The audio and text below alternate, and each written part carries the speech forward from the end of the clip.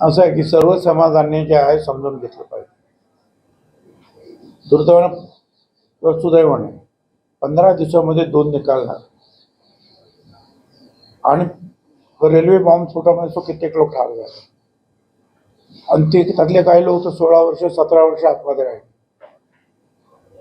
काही लोक त्यातले मेले आणि त्याच्यानंतर आपण आता सांगतो की ते निर्दोष आहे.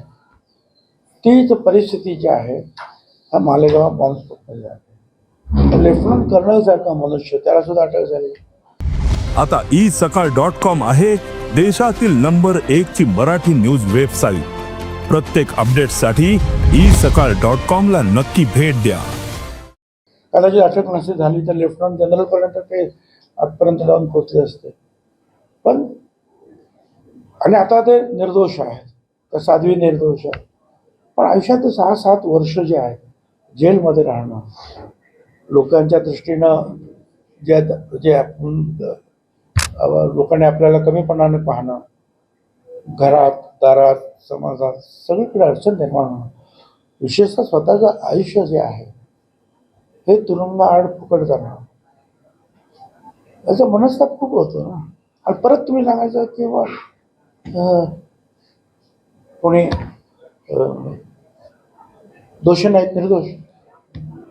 मग जे लोक राहिले त्यांना आपण काय भरपाई देणार?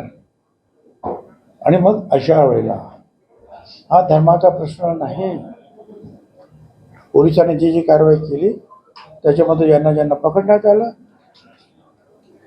कोर्टाने पान वर्षानुवर्षाचा अभ्यास केला आणि कोर्टाने त्या लोकांना न्याय दिला, कुणाला ज्यांना पकडण्यात आले होते.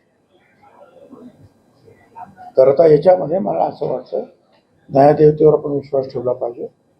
त्यामुळे कुणीही याच्या बाबतीमध्ये काही जल्लोष किंवा दुःख किंवा राग व्यक्त करायचं कारण नाही, सामाजिक वातावरण बिघडवण्याचं कारण नाही.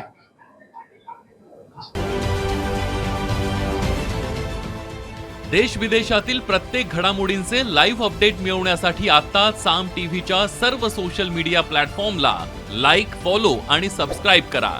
तसंच सर्व नोटिफिकेशनसाठी बेल आयकॉन प्रेस करायला विसरू नका.